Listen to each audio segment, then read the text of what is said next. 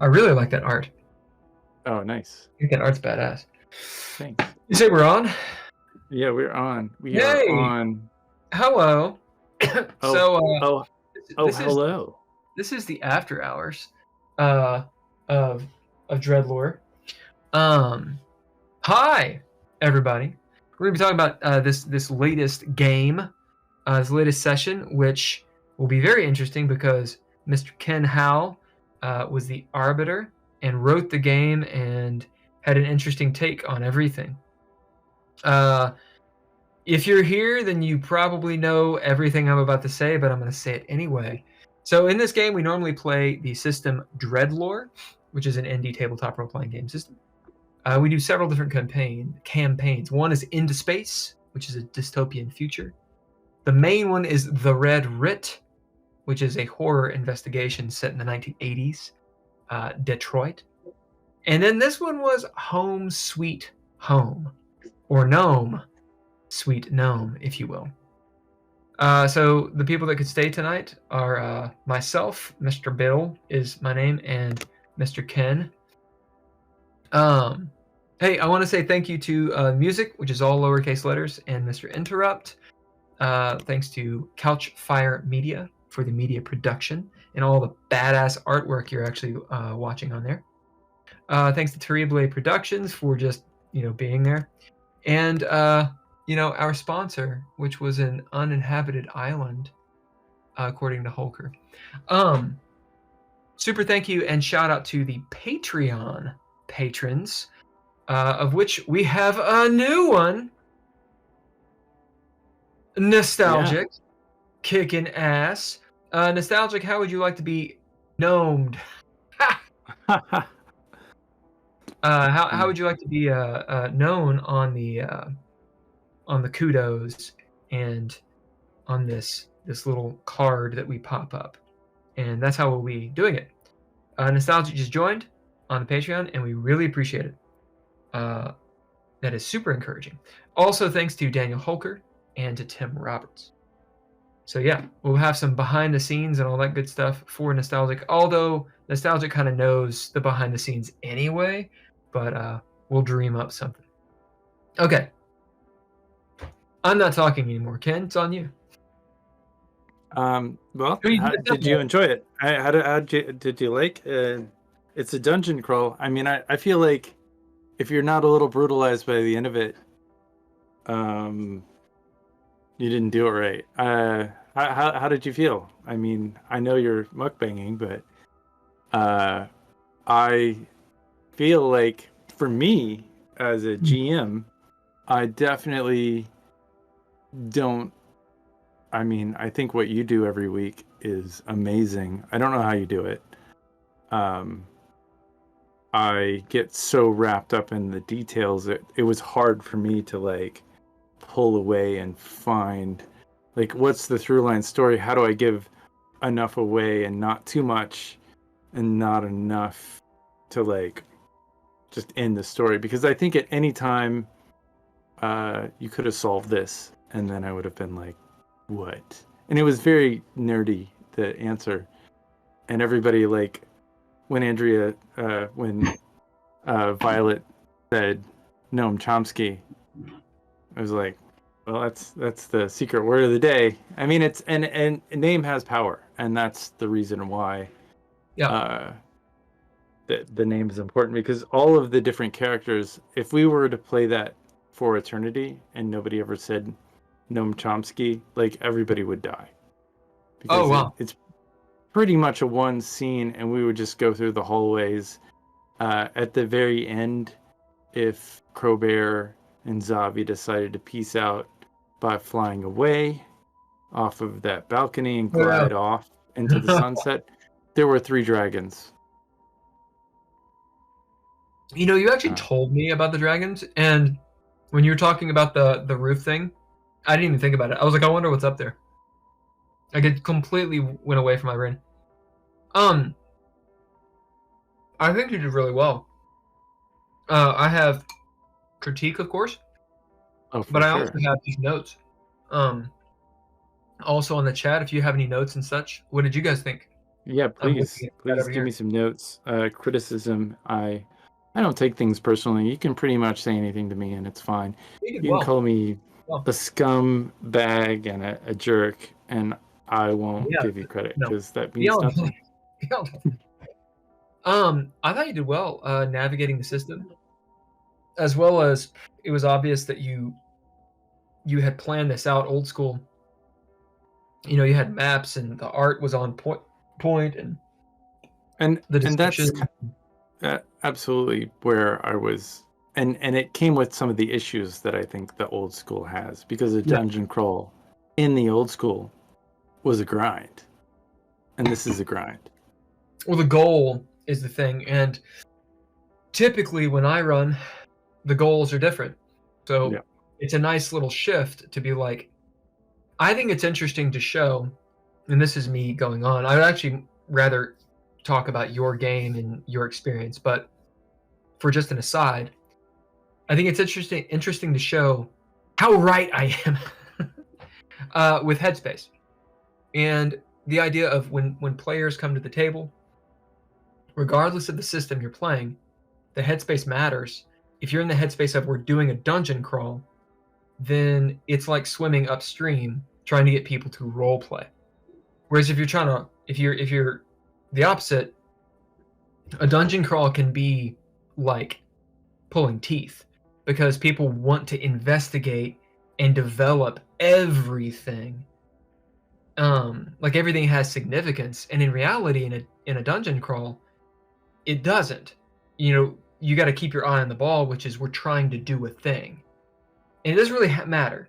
So I think it was an interesting experiment to use DreadLore as a dungeon crawl. On that note, the module that's provided on DriveThruRPG is a dungeon crawl, and the reason I mention that is not just to plug it, but also to say when I wrote it, I wondered, will DreadLore play very well on that kind of game? Because a lot of people are coming at these games, you know, from that perspective. Sure. You know, because that's essentially what D&D is. It doesn't have Sure. to be, but the core How of many it is that. how many fights did we go through A tonight? lot. I mean, there was a lot. So I mean, one of the things that, you know, and listening to Dungeon, like I chose to do basically GM a game that had some smarts in it. I admit that the story could be a little tougher. I was definitely being very pseudo intellectual with the answer. I mean, because who the fuck knows who Noam Chomsky is? I mean, this is I'm just not well, and this is all, and this his heyday was the 70s, I yeah. mean, yeah, the 70s, and when he did those debates, Right, which is what I've seen. But like when I think of Noam Chomsky, like it's obvious, it's a riddle, right? You had a riddle. mhm. The thing for me, I was in a different headspace because one, I'm facilitating, right? Like I'm playing, but I was also facilitating, and I was also doing the chat.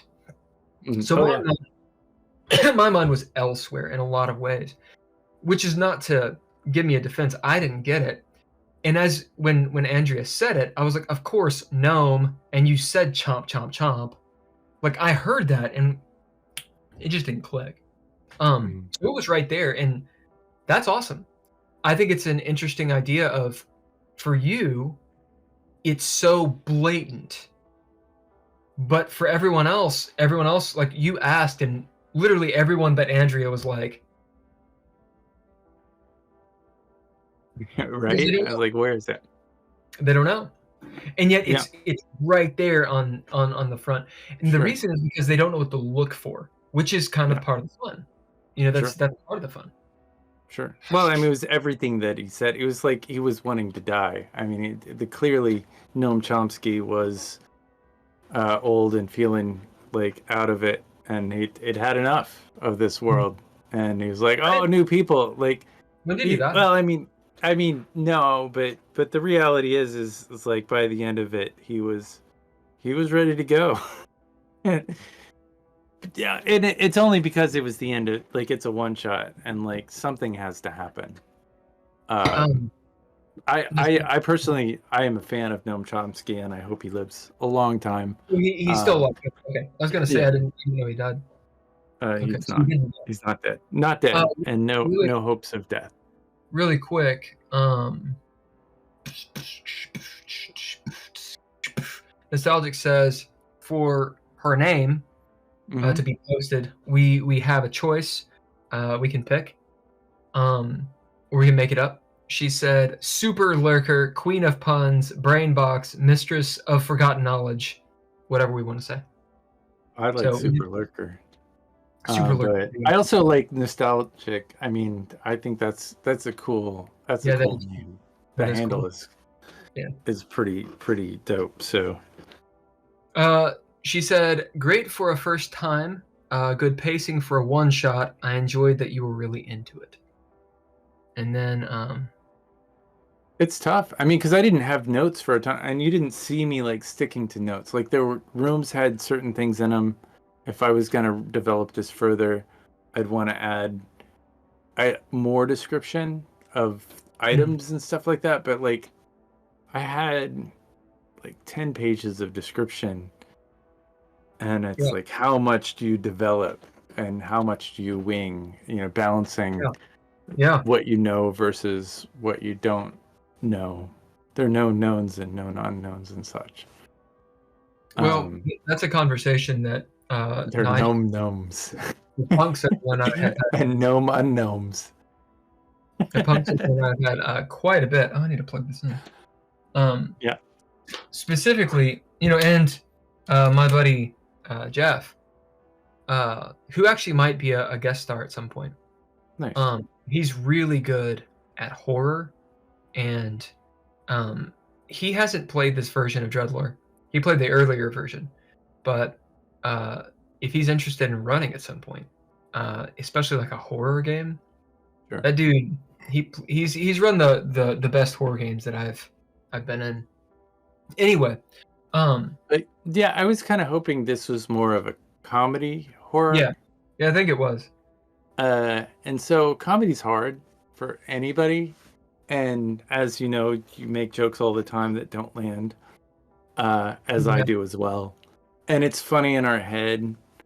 But I think there was some joy in there, and I think a lot of people that were on got something out of it. It was nice, I'm sure, for Hulker, Andrea, and myself to like, because the red writ at this point, it's like, I think it affects us almost. We're like in the deepness of headspace, and I know into space, I'm kind of like, oh, like I've got to embody this character that's a psychopath.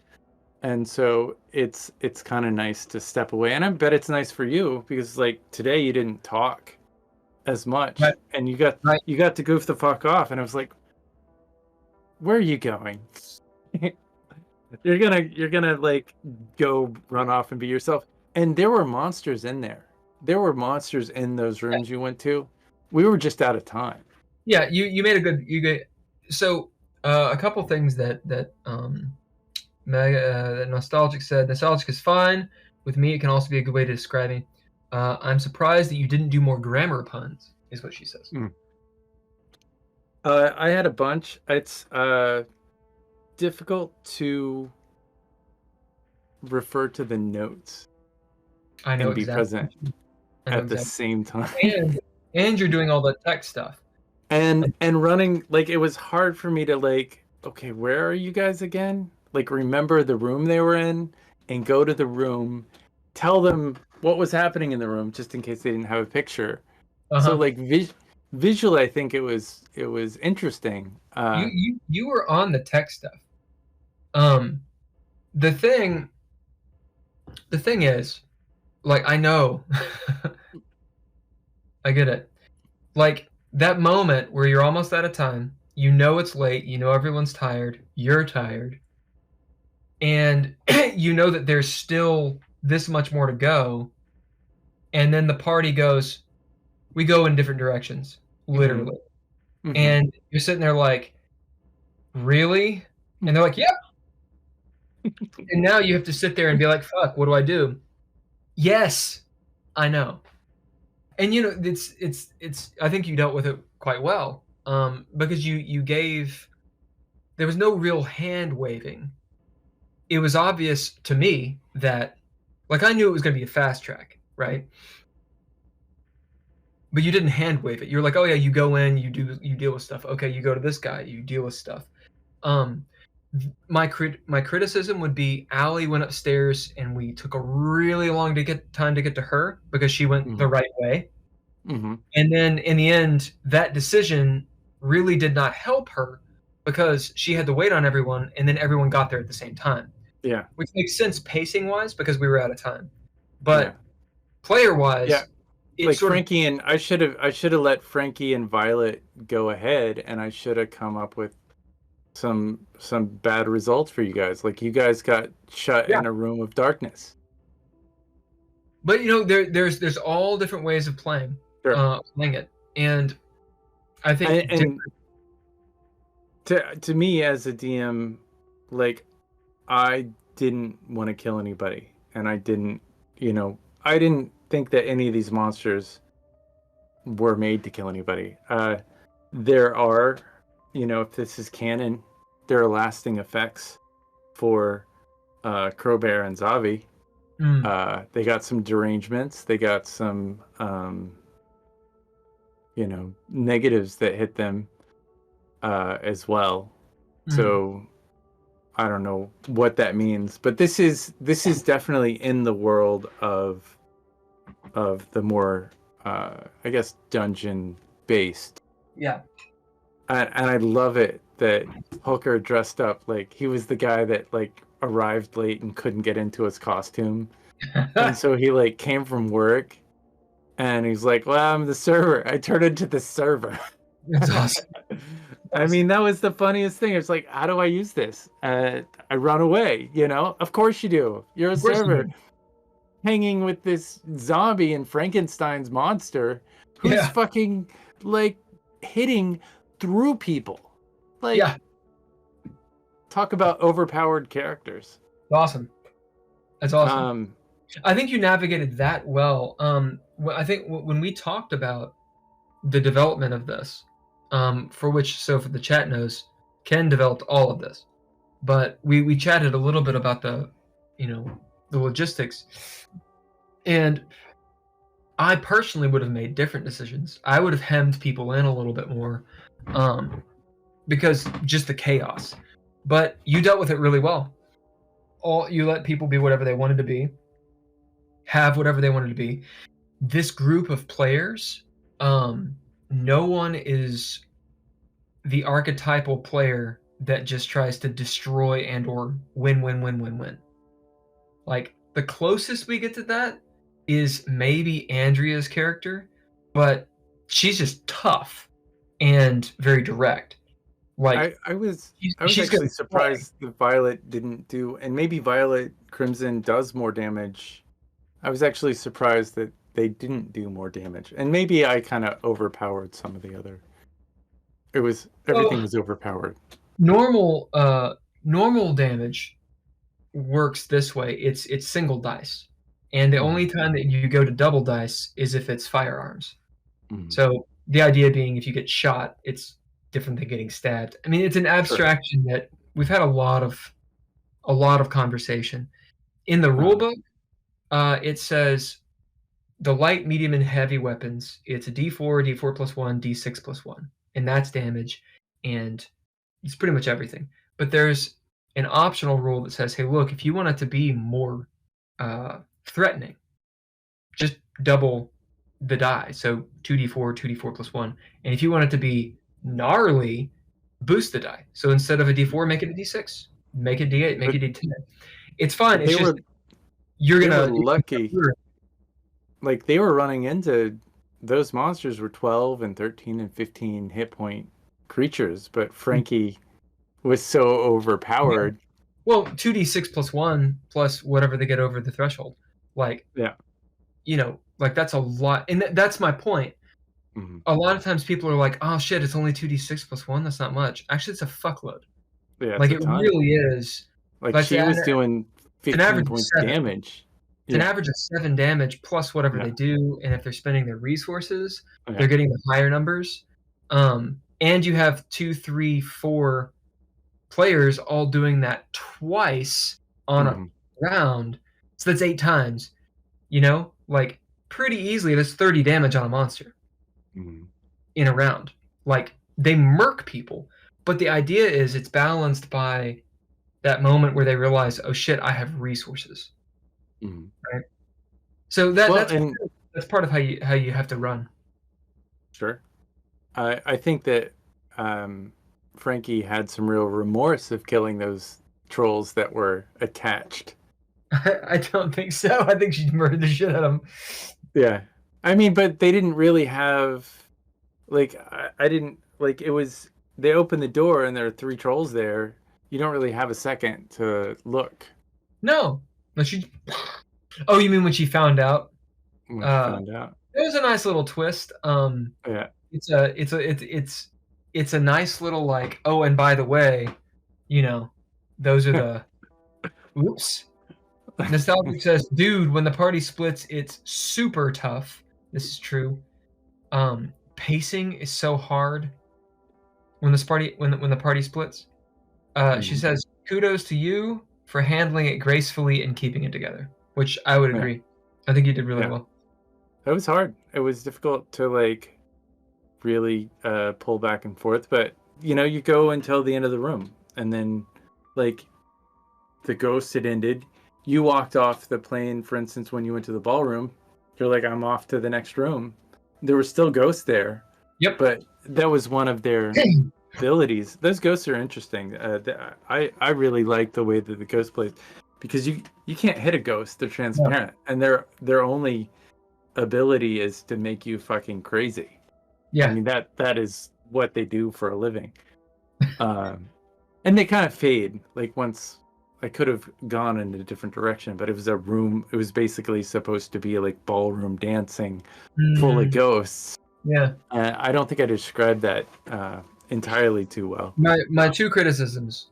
One, I think the description, you had really good descriptions, but one of the ideas is the theater of the mind. One of the big hurdles is having a description that puts everyone in the room, in the Mm-hmm. atmosphere. Mm-hmm. And there's certain ways of doing it which you just kind of have to feel out. But for Yeah. example, if I tell you you walk into a room and it's scary, Yeah. that gives you some information, but it doesn't give you a lot. What it actually does is it throws it on you to do all of the work, right? Because how do I play scary, right? Like, okay, so I'm scared. Okay, I'm scared, right? Whereas if you say something like, oh, the pool room with the crystal water, the spooky looking swimmy sea, however you do it, Mm-hmm. then there's kind of an area, but you got to go a little bit further because you've given me the room, but I don't know what I can do in it, right? Mm-hmm. I don't know how big it is. It doesn't have to be exact because everyone will think of it different. Sure. Some people will think of it like going off that way, this way, wide. So you have to give it a certain amount of where are you? You see that pool, stones, you hear your footfalls, it's maybe that far. You can see you could probably do this, this, and this. And then you step back and they develop it in their mind, right? There's that breath. So And then it's like, you give them opportunities of what to do, is basically what you're saying. You kind of plant some thoughts. Oh, you could walk around. Oh, Frankie, you are covered in blood. You could jump in the pool if you wanted. if they need it. If they need it. And I So definitely kind of felt like there was some hesitation to touch the house. well, of course, because you punish people immediately for touching the house, Yeah. right?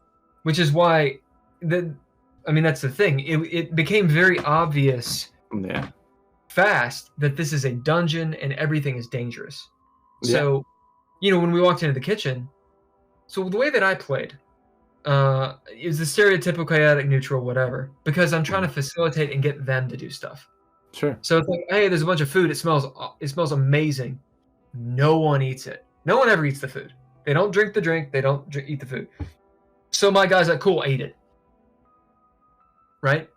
Mm-hmm. Because that gives you an opportunity to say, yeah, you see him fucking die, or whatever it is. And then they win because they're like, oh, good thing we didn't do it, or what actually happened. Right?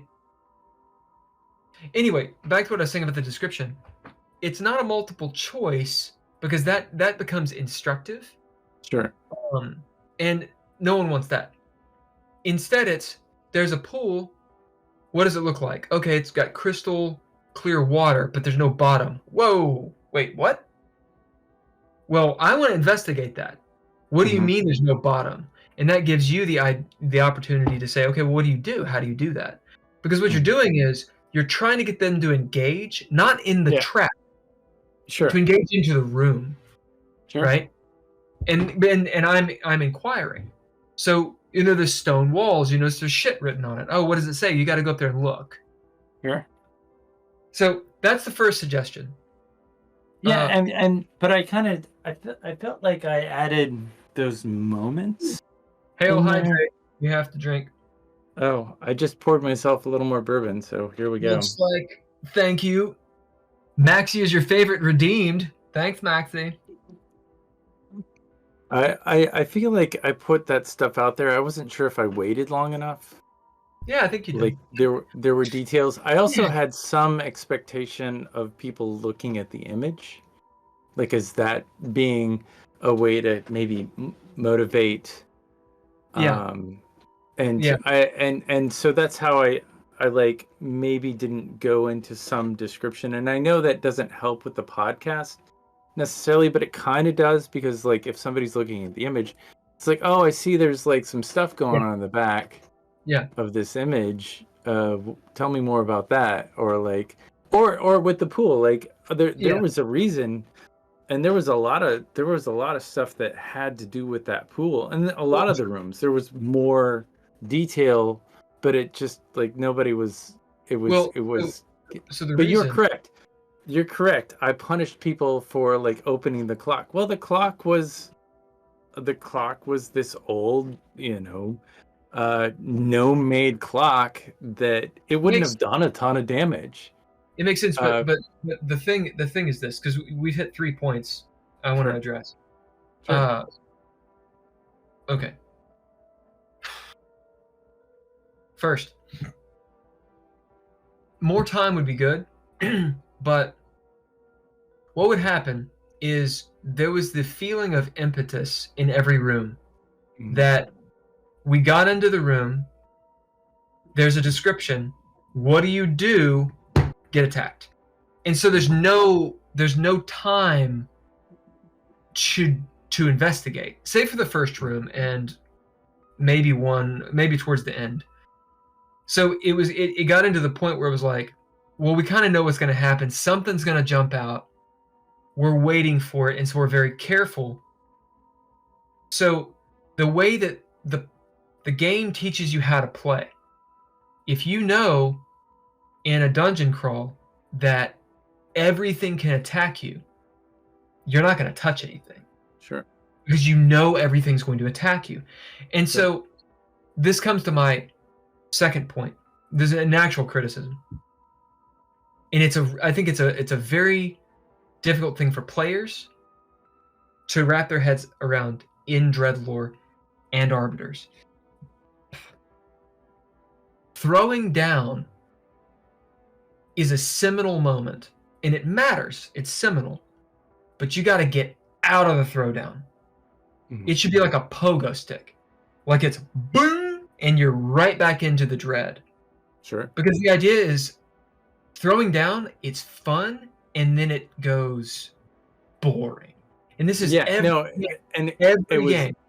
It was long, and that's one of the things I kind of noticed about it. But I also think that doing something like this early on, doing it with Allie, doing it with Zavi or Lee and and Crowbear, like they're not used to the system, so it's kind of like it's get you into the system really quick. A lot of mechanics is good. For that, it was great.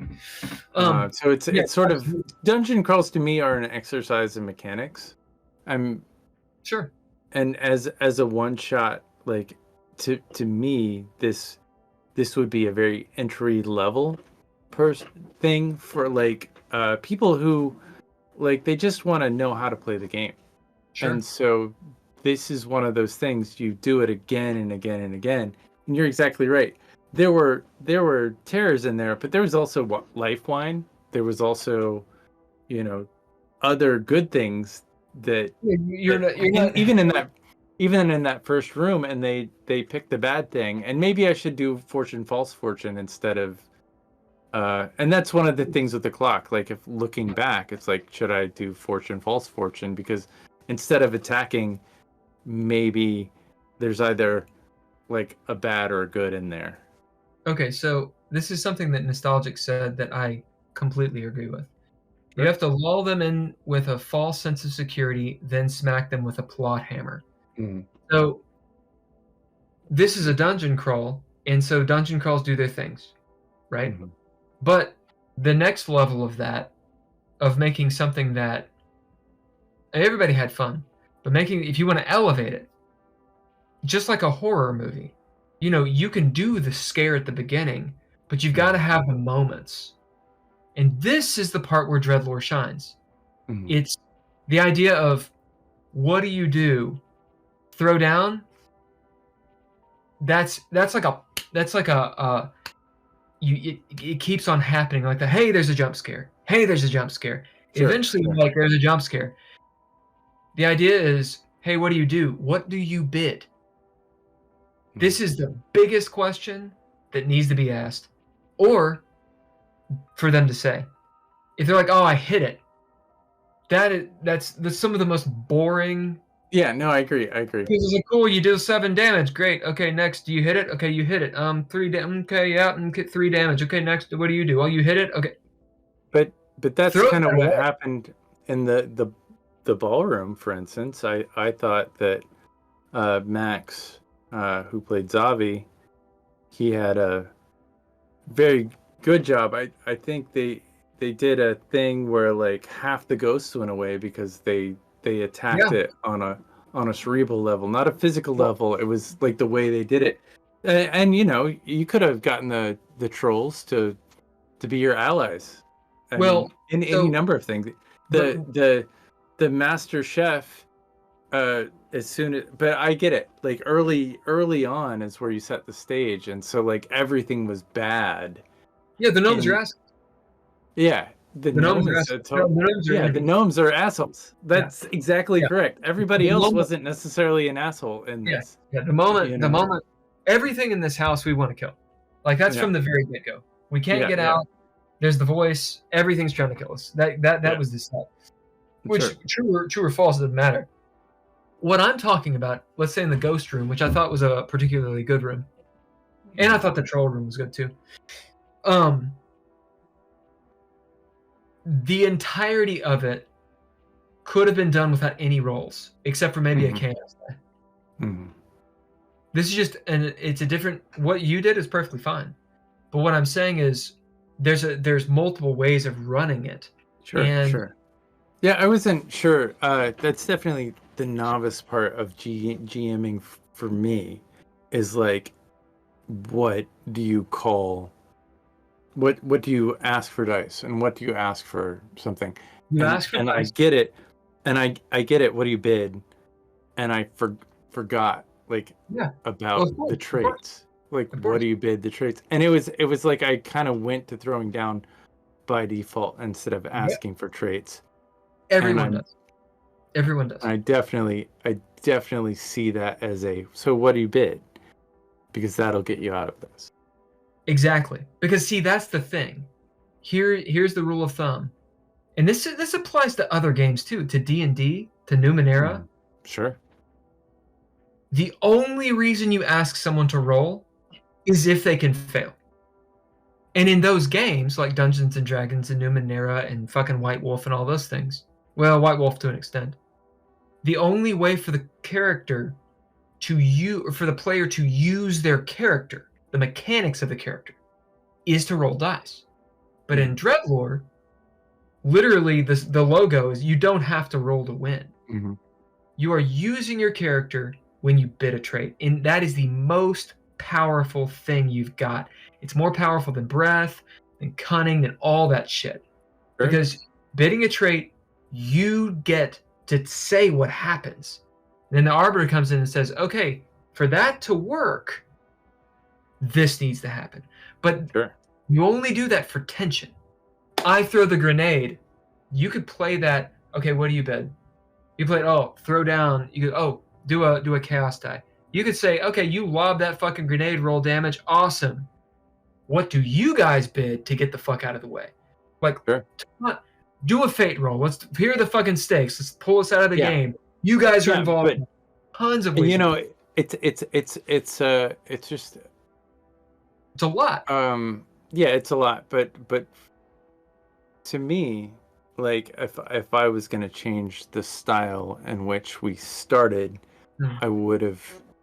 And I think that's one of the things that a lot of people have difficulties, especially like newer players, is to look at their traits and say, because that's where Nord and Dolby, they rely heavily on their traits. They're not trying to throw down all the time. They're in the trait world, and that's one of the things about the joy about playing those games. It is not as much, building. It's not about this much action. Dungeon crawl. I wanted people to fight. I mean, it's a little bit Halloween. It worked well. And I definitely wanted people to fight. And I was looking at the clock at 11. Was it 11:30? No, 10:30. And I was like, shit. I was definitely having that. I get it. Like, what do I do? Like, the party splits up, and I was like, shit. 100% understand. Because that was immediately like when I said, okay, so when do we usually stop this? Because I'm not paying attention when I'm playing to the time. Literally last session, the Red Writ, party splits. Like, I'm like, all right, we're gonna do this, and everything that happened, and we were getting real late, and I was like, fuck. So how do you pace it? That is exactly the moment when you guys were in the car and you were trying to decide, go to the fancy or go help out Leah. And I was sitting there like, help out Leah. It's a meta thing, because if you help out Leah, we're all together. And I saw it. I was like, oh, in their in their moment, knock, knock, knock. Perfect. It was perfect. Yeah. And it worked. And you guys came to that decision completely on your own. Sure. Because I was going to allow you to go to the fancy. Sure. I had to have him. Let me do the chat really quick. Well, I felt like we definitely made a choice there, and I enjoyed the way that went down. You had people on guard. But I definitely think. Go ahead. Let me do the chat really quick. Go ahead. She says, Nostalgic says, you had people on guard too quickly. You have to lull them. That's what she said. And then one of the best things about DreadLore. Okay, continue. Oh, I think that scenario was really great, and I love it when I know that's the right decision. And sometimes when, as a player, I know, we're supposed to go there, I'm gonna take the arbitrary, like, well, maybe we go to the fancy instead. Just to make the tension a little bit higher, like with no intention, like of saying, of course we're gonna go and save her life if we can, because she's part of the team. Right. But it's kind of fun to, and you did this and this. It's like, I'm gonna run off on my own, like with 30 minutes left in the game. Yeah. Well, just because to show you. So I knew. Well, you. Listen. Just to show you what you do to me. I warned you. Yeah. And it was fine. It was fairly nice. It was fine. It was fine. What I did. Actually, I think Andrea tonight was more on point than the red or Into Space. Yeah, Which, her character was singular. yeah, she was She in it. was she was well. She solved it. It was her game. Like When this I was when made I for her. when I say this, it is I'll just say it. She had a very one-dimensional character in terms of playing. The backstory was good, but there was no investigation of the backstory. It's I kill shit, I stab it. That's what I do, and so that's in a dungeon crawl. Exactly. What do you do? I'm the paladin. I smite it. What do you do? I'm the barbarian. I hit it with an axe. I'm a rogue. I backstab it. Like, those are the roles you're playing. And I think that your game tonight, it was fun because, it was fun for several reasons, but it was very much about the world and investigating the world. And everyone got a sense for, these are the rules of that world. And we all played by those rules within the bounds of what that was. Like, no one was trying to break it, which is great. Yeah. I think that's because your players were good. For sure. And also, you had set up the world. Remember, one of the things that you were worried about is, shit, is everybody just going to try to, like, break the windows and get out all the time and not go through the house? Mm-hmm. So you were able to really funnel us without it feeling railroady. And that's really good. Well, because that's where the art is. If, like, the second you got out of the house, pretty much this is what would happen. If there was a moment for some reason we got to the rooftop where you could leave, if you can see this screen share, there's this cliff that you're gonna fall off into the abyss of nothingness, or like if you try to walk out the front door, you get this. You get the briars and the that's cool. And the did you tell people to look at, and this is not for the chat, it's for the players. Did you tell people that that you were sharing the screen? I told Allie. I don't think you actually mentioned it. I saw like I didn't. Yeah, I didn't. I didn't mention it. I don't think Andrea could see the screen because she's on the phone. Yeah. Hulker probably could. I don't know. It was good, man. It was a really solid. I don't know if Zavi and Croakbear could see it or not. It's interesting. I think I should ask them. The biggest critique that I have is the same critique that I've had for myself and pretty much everyone that's run DreadLore. It's what I said already. The next time you run, I suggest getting traits. Yeah. Stick on traits and only throw down if need be. Sure. Because what will happen is what happens sometimes in our games, where you guys are getting like the wheels are really greased. You guys know how to play the game. But when you get on that roll, every so often a player will say, "Oh yeah, cool. The fucking headless horseman is up there with his fire-breathing whatever horse. Cool. I'm gonna bid this and I'm gonna throw down, and I got 4 successes." And I'm like, I didn't ask you to throw down. The reason that matters is not because I'm in charge. It's because what's the scene? See, if I throw down and I'm like, dude, I got 8 successes. So what? Right? That's me saying, hey, I rolled a 20, I do it, right? No. It's what do you bid? Then what do you throw down? Then do you do ninja gear and all this shit? There's an order of operations, because that allows the arbiter to say, okay, what do you do? I go kick the headless horseman in the nuts.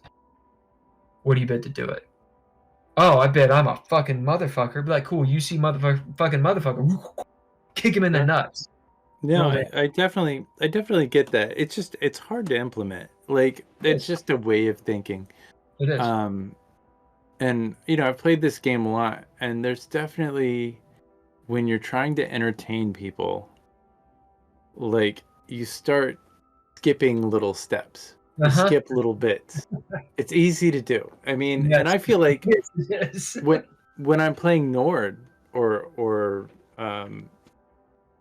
that other guy, Dolby, like, I skip steps all the time, and I don't even have the pressure. Like, the pressure to move forward and keep going and going and going is constant, and it's just like getting people into it. It's hard. You're on for 4 hours. People don't realize it. They don't realize it until they do it, and they're like, "Holy shit!" I don't know if you can see my eyes, but they're dark underneath because all I do is work for you guys the entire fucking time. Everything is coming this way. And how do you think I did for being on? Like, I've definitely had some, like, I've had some differently challenged moments over the last couple of weeks, and I feel like I haven't been conscious or aware or like with it or smart enough. I felt a lot of, like, I mean, not just download to you and the internet, but I've felt some anxiety for this, but also anxiety for, like, my own mental capacity and my ability to keep it together. None of that bled through. It was obvious that you got tired at the end, but everyone was tired at the end because it's late. No, I saw that. Yeah. And you felt it. But the thing is that you didn't lose the trust of your players, which is a big deal. Sure. Like, the moment, it's like when you're watching a movie and they make a decision and you're like, "Oh, come on." Right? You never lost the trust of the players. Everyone was in it. I mean, JazzieCabbage in it the whole time, great. Max in it the whole time, fucking midnight. That is something I have not been able to do. Sure. Because normally they wake up so early. Normally it's like 10 o'clock and they're like, "Dude, I gotta go." Mm-hmm. Tonight, they were in it the whole time. In my opinion, it's a huge win. Nostalgic says it's good to fill a role in a one shot. As in, I'm assuming that means for the story. Oh, it's a pun. It's good to roll in one shots. You're right. You gotta fill it up. That was fun. Yeah. That was fun. How did you feel about it all? What were the bad parts? As critiques for myself, because I have a few. I feel like you look great. Oh, better than. Well, I mean, better. I feel like I've upgraded I feel like my style is like a +4, whatever that means. I feel like I am so beautiful. Yeah. Voguing. Although your black doesn't match, and that's spot on. That's where you want to be. You need some holes in the shirt. You need your black to not match. It's true. Good. But yeah, no, the critiques for myself is definitely, like, not weighing on the traits. But the other critique is, I mean, I had it there for a second. It's really not giving. I don't know. I had it. It's gone. I'll start talking. You get it back. All right. What were the things tonight that were the best parts in your opinion, as in that you were able to pull off, and the things that you felt like you struggled with? I think the best part was Owly showed up. So the fact that Owly made it onto the, like, that's badass. Like, personally, I think she, if she decided to play again, and she said that she would be interested in another one shot, that, like, to me, that meant a lot, that we could be in the same world together and spend that time together. So I mean, I felt like that, like, on a human level, was super cool. And her costume was dude, she's on point. She's on point. Amazing. I mean, also, the way that the background, like, because she had on, like, some whatever the filter was, it would take her hair. I don't know if you saw it, but he would kind of like zone in and out. It looked pretty fucking cool. It looked neat. Yeah, the blur background. Yeah. I'm not a big fan of backgrounds. I don't blur out my background. If you want to look at something that's kind of fun, take a look at the new camera angle that we have. It'll happen on the stream in just a few seconds. If you're watching the stream, you've got a moment to kind of be here with me in my little moment. I thought it was like, oh, this is what I'm looking at, and you can kind of see the timeline. You got it set up of the setup and stuff like that. This is the stream camera that if I do start making music, I'm gonna start. Dude, I watched some of your. Let's talk about your stream a little bit. Oh, did you enjoy that? Yeah, I really dug it.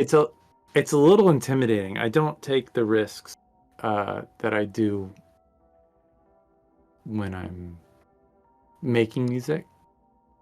Of course, on the stream. You're exposing yourself, but you will. Yeah.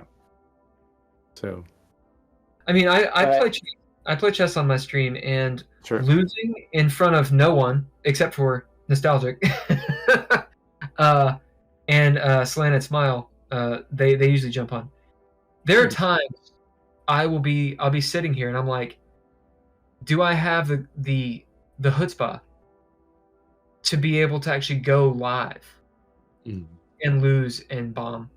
So I feel it. I think you making that step of actually streaming music, that's super intimate, and it's a big step. It's hardcore, and it's like I don't know where to start the stream, because it seems like once I'm invested in a song, like once I've kind of got where it's going, like I'm not going to stream it because I'm working on. It's like I started the stream. Well, there's two streams. I didn't show you the first one, but I started it from 0. And the second one was the polished, longer stream. Well, it's whatever you want to give it, because that's a content creator question, right? Yeah. For example, just as an example, when I do chess, I'm live streaming, but a lot of the chess podcasters, like what they post, it's curated. Yeah, it's a fast forward. Yeah, which they do really well, as in like their channels are doing really well. So I think I catch that because I get to see what you're into on YouTube because I have access to your YouTube channel. Yeah. And so like it's all this chess stuff. Do what? You see all the murder shit? Like I don't see the murder stuff. I see the chess stuff. The detective. And then I see the Nazi stuff. No, I'm just kidding. There's no Nazi. That's right. That's the murder shit. No, I watch a lot of those. It's like I forget what it's called. It's one channel I really like. It's like the Behind the Badge or something.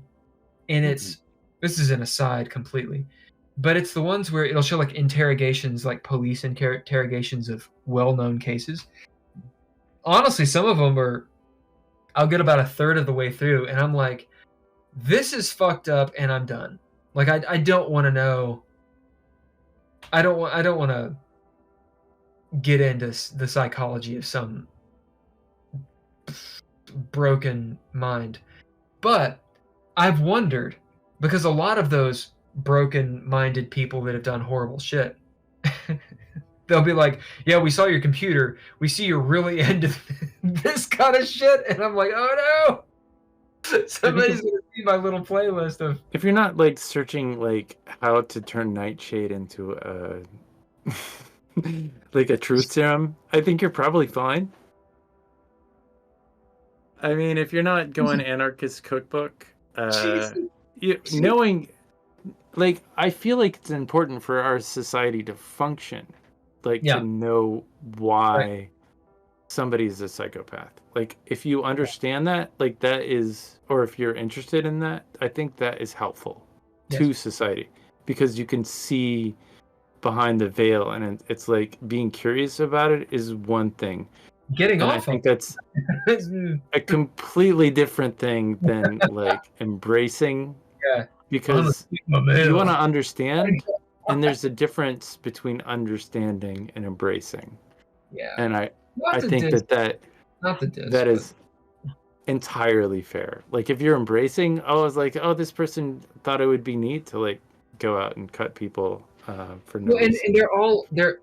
It feeds itself. But anyway, we're getting off track. I'm actually more Sure. concerned about your stuff. Chat.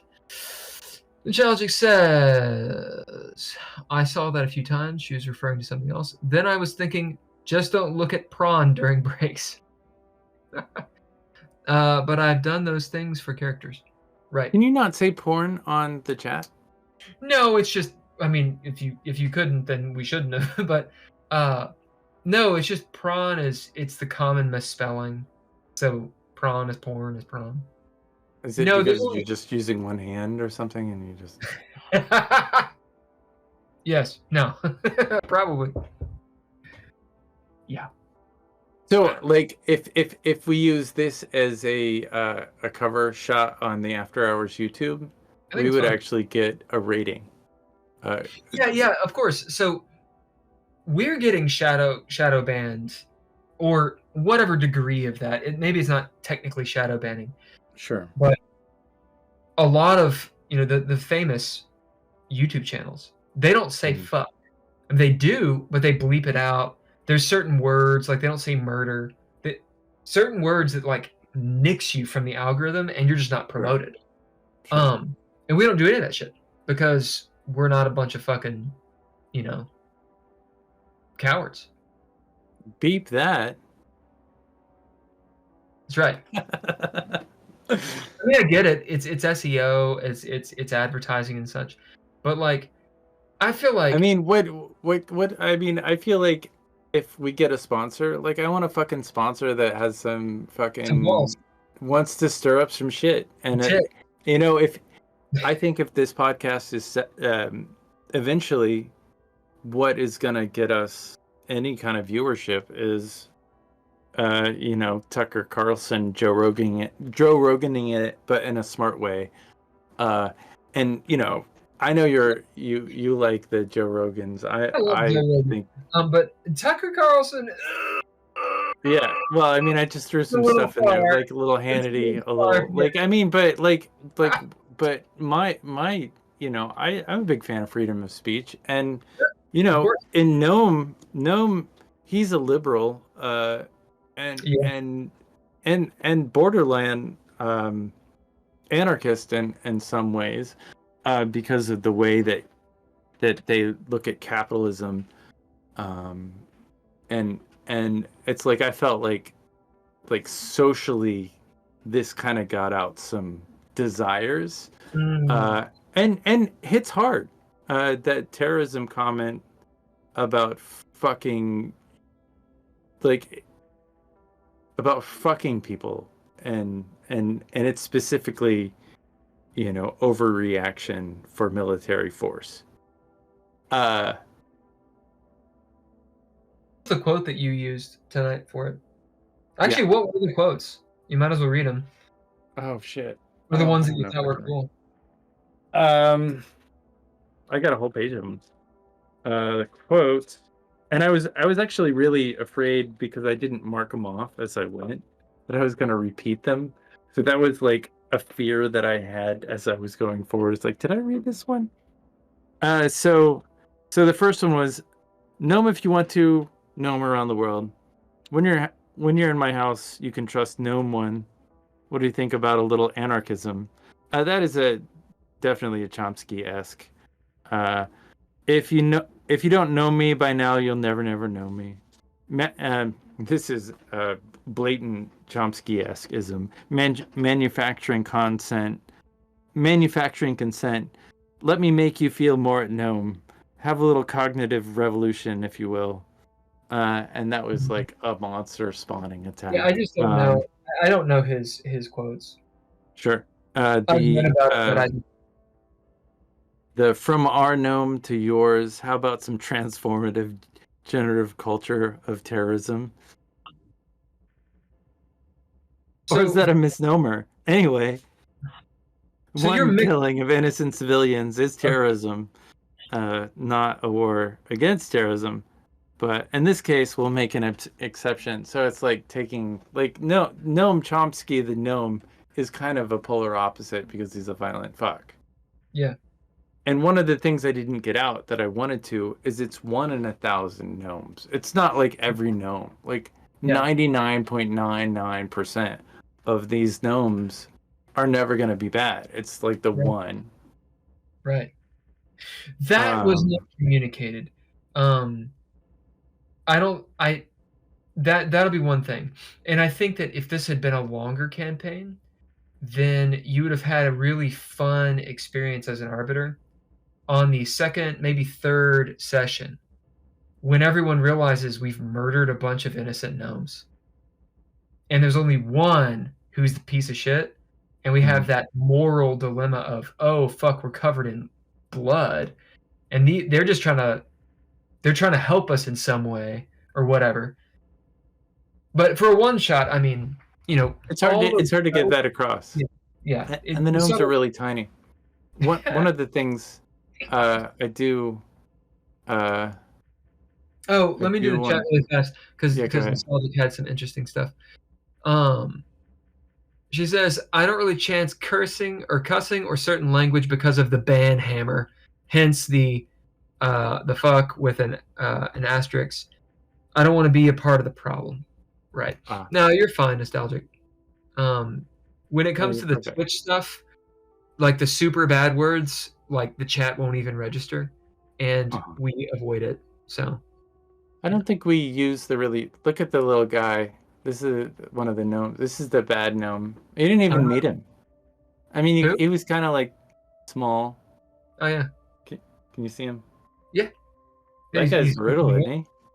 Yeah, he's like a Rumpelstiltskin. Yeah, he's a dark gnome. Was it Rumpelstiltskin that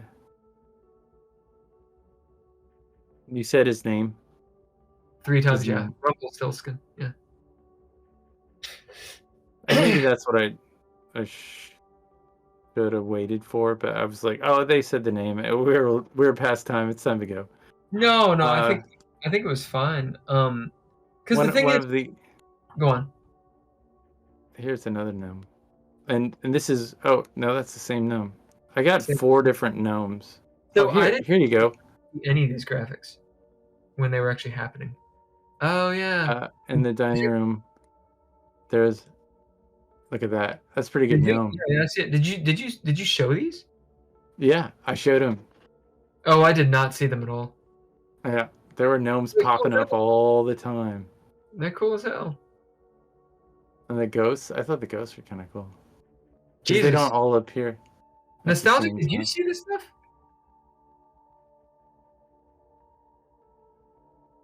Oh, beg gnomes to us.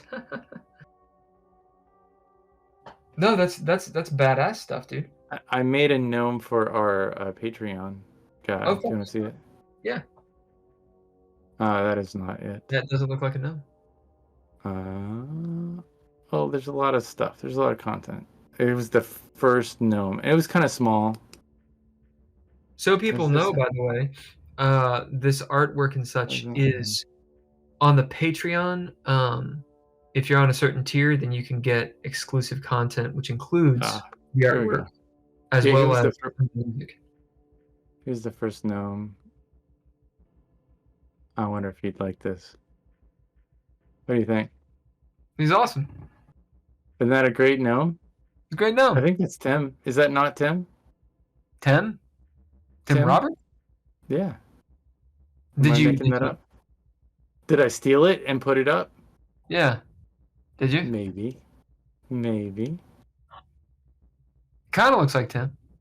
I mean, if Tim were turned into a gnome. I don't know. I don't really know it. Did you like take all of our faces and make us gnomes? Because that'd be kind of cool.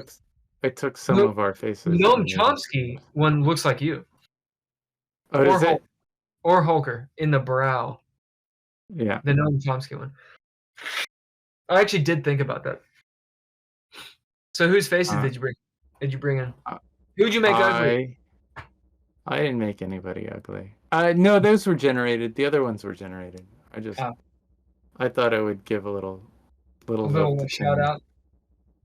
Because he He's does a lot actually. of that kind of LARPy stuff. Am Yeah. I wrong about that?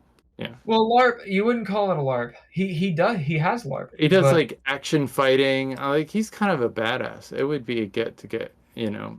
I don't know if he'd do something like this, but I think it'd be a get to get him. I think he Tim arbirated Tim's a a game huge that game master, yeah big that time, that I big time. played. I enjoyed that. We played it uh at that coffee Yeah, shop. he had it good. Yeah, it good. Yeah. They're still making money off us. Oh, it's a big misnomer. Let me go get some more water. Mhm. Oh, and I ran out of wine. Damn it. I didn't. I got more whiskey than I could drink tonight. Well, in this after hours experience, I guess I don't know exactly what I should be saying here other than please like, follow, subscribe, and share. Thank you for listening to all of our podcasts as we get progressively more inebriated. I don't know if you can tell. Throughout the evening, I think we will definitely continue on through the course of time, enjoying this. I mean, to me, it's therapeutic. There is a joy of just, I can do anything, and some therapy in regard to that, and playing any kind of role playing game, be it Advanced Dungeons and Dragons or the what is it the other ones, Pathfinder. That might be the same thing. I'm not super like I played Final Fantasy when I was a kid, and I like that kind of ability to free roam. I had a lot of fun GMing tonight. I prefer it when other people GM. I think most people do. Anyway, I think that anybody that is still listening or watching is really great. And I don't know what to do about that. I learned a lot this episode, and as you often do, and I think it's important. It's a quote from somebody, and it's not Noam Chomsky, that says you're supposed to do something that scares you every day. And this is a little frightening to me, and it's like normalizing it that one step. I know where the threshold of the psyche of where I'm supposed to be in my mindset. Like, I know what I need to ask for in the future. And I also know that every moment doesn't need to be another battle. Like, we have to pick our battles and maybe go with the flow and see where the zeitgeist takes us in time. That being said, I'm going to go ahead and wrap up. You have been watching the After Hours for... Oh, that's not what I want to do. Hitting a lot of buttons at the same time and doing this is difficult. The After Hours for Gnome Sweet Gnome. I am your Arbiter, Ken Howl, and I appreciate you joining us. Gnome Sweet Gnome had a wonderful cast tonight, and I think they all did really great. Thank you for all lowercase letters and misterinterrupt for the score. Thank you, our Patreon and our new Patreon members and Nostalgic. That we will come up with a better name. Tim Roberts and Daniel Holker. That is very important to us, and keep liking, subscribing, sharing as well, because we need the likes. Special thanks to Couchfire Media for the art, media production, and whatnot. You can find out more information from couchfiremedia.com and Terrible,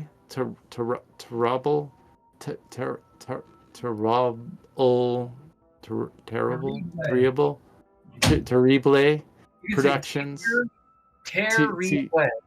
Terrible Productions. There it is. For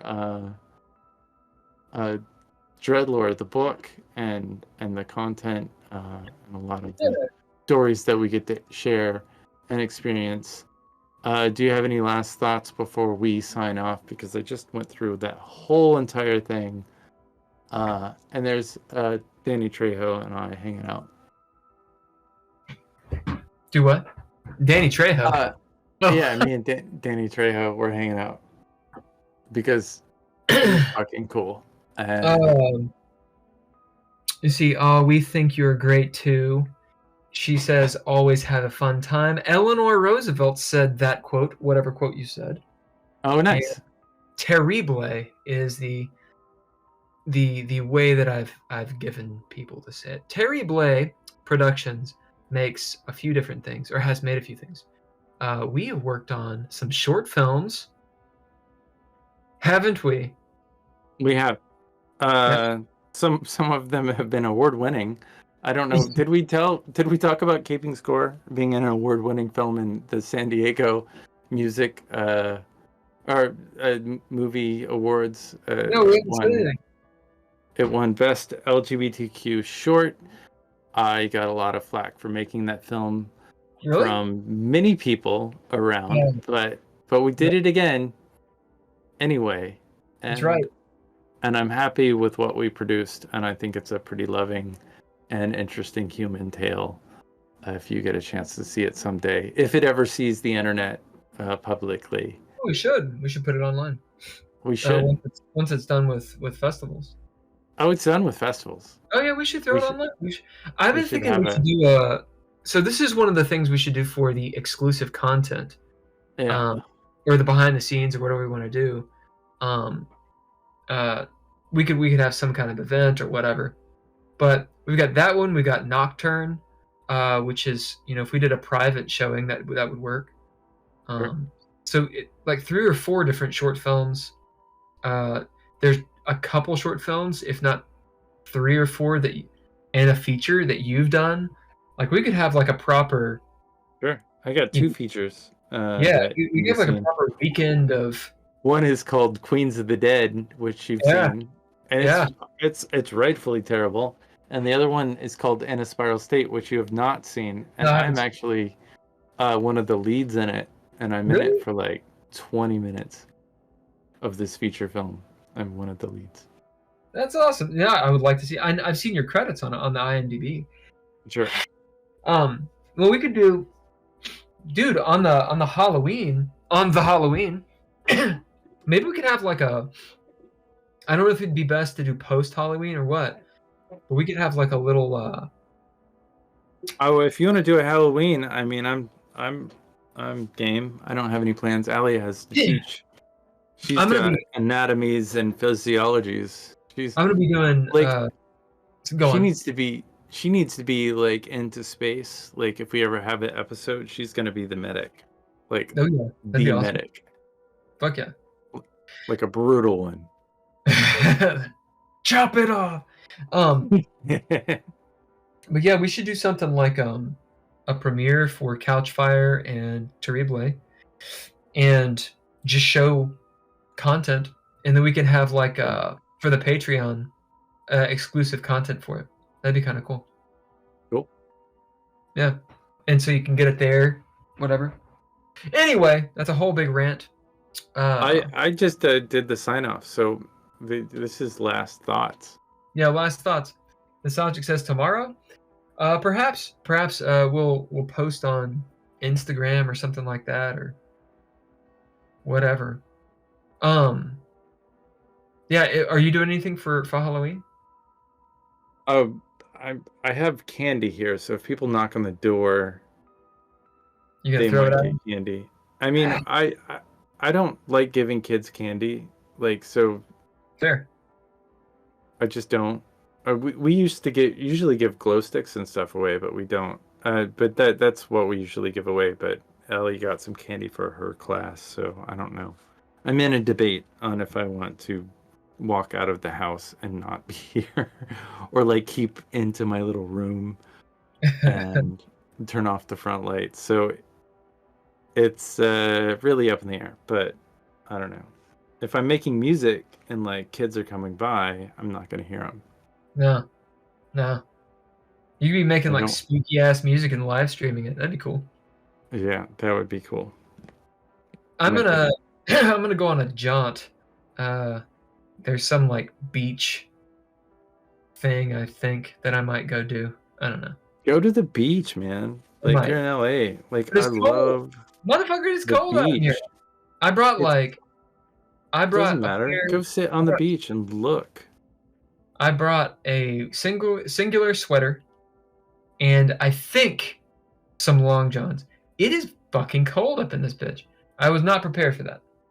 I think it's Yeah, because it's so dry that like the cold just like gets in there, man. What's the temperature? I mean, it's probably like 50. 70, but I'm It's I like don't know. 50 out there. Yeah, no, I get it. I mean, I had a jacket, especially if you're by the beach in wintertime. Yeah, it's 60. What's a red flag warning? That means you don't burn shit. Like you don't go outside and smoke a cigarette. I see. Thank you for letting me know. I mean, it is windy as a motherfucker. So Yeah. Is it a Santa Ana? I have no idea what that means.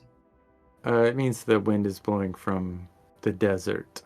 I think it's a hurricane, and it might be a Santa Ana because the hurricane is probably going to the east of you, and so it's pushing the winds from the Santa Ana because it's El Nino. But I also think you might get rain. Wow. I don't know. Well, I thank you for telling me. I haven't lived there for like It's 66. 9 years. Yeah, It's 66, which for so me is cold. For it's me, like it's cold. 32. 32. tonight. Yeah, but It's I'm gonna used to Kentucky. Like Kentucky, I know what to expect. I'm usually okay. I put on socks for the occasion. Like, I'm not wearing like a thin ass hoodie. Sure. Out here I'm like, what the fuck is going on? Also the grade is so different. Because in the daytime it's like in the 70s and it's like Yeah, it's nice. It's really nice. I'm sure. Not bad in the valley. indeed nostalgic you have my hoodie. And she even says, she's like, it's too cold. It's cold. God damn it. I really do think the humidity or lack of humidity makes a big difference. Sure. My hands are fucking cracking and shit. Desert. You start feeling like cardboard. That is My- a real sensation. My lips You'll are- miss the rain. You'll miss the rain. You'll miss when you get back to Kentucky after being there for a year, like a thunderstorm is the best thing to ever happen. I mean, Best. I was The out here best. less than a month and it was a goddamn downpour. Yeah, well, It it's was not gnarly. normal. It wasn't gnarly, but it was pretty. It was a good rain. Out Yeah. here, they were like, "Oh my god!" And I was like, Lewis, "Good rain. It's a good it rain." was the end of the world. It was the end of the world, is what that Yeah. was. I'm sorry. If you don't call it the end of the world, you're not propaganding correctly. Well, that's the thing, though. This is my first time, and this is the thing that got me, because I like made a TikTok about it, and people were like, "That's the most millennial shit I've ever heard." I was like, "Go fuck yourself." This is the thing. I get out here, everyone's like, "Holy shit, it never rains." Within like a month, they're like, "Oh my god, it's gonna rain so much. We're gonna get more rain than anything." And so I asked people, and I said, "Hey, does it normally rain here? Like, what do you do if it rains a lot?" And they were bonkers. They were like, we don't know. And that made me go, wait a minute, you don't know what happens when it rains? Like, does your roof leak? Yeah. Does the yard So a lot of the roofs are flat. Does the yard flood? Because these are Yep. kinds of shit like we So know. a lot of the stores We have know. a negative grade. And so like the negative grade makes the stores flood, and people put out sandbags. So they're completely not prepared. And so where I was living, I was like, hey, so does it flood in the driveway? And they're like, maybe like 6 inches. And I was like, that means that it gets into your crawl space. Yep. Like 6 inches, yeah. like in for your crawl sure. space. And you're like, yeah, it'll be okay. And I'm like, No, Mold that's not is okay. real. That's not Yeah. okay. What's wrong with you? So, But it only happens once or twice a year, so the mold grows, and then it's fine. Yep. Then I guess Speaking of moldy things, let's cut the stream so we Truth. can get this happening on all our socials. Please like, share, and yeah, if you dig comment. what we're doing, like, subscribe, all that good stuff. Join the Patreon. That's the most direct way to support us. I said all this stuff. We are like post like the thanking everybody. Fun, but Like, I everybody get it. knows we go late. Everybody knows. Like, if they don't know by now, like, they're not listening. I don't know what they're listening to, but they're not listening to us. All right, Nostalgic. Thanks for holding down the fort. Thanks for jumping on the Patreon. And Absolutely. everyone else, Thank you. happy Halloween and shit. Go do something fun. Yep. Bye. Bye.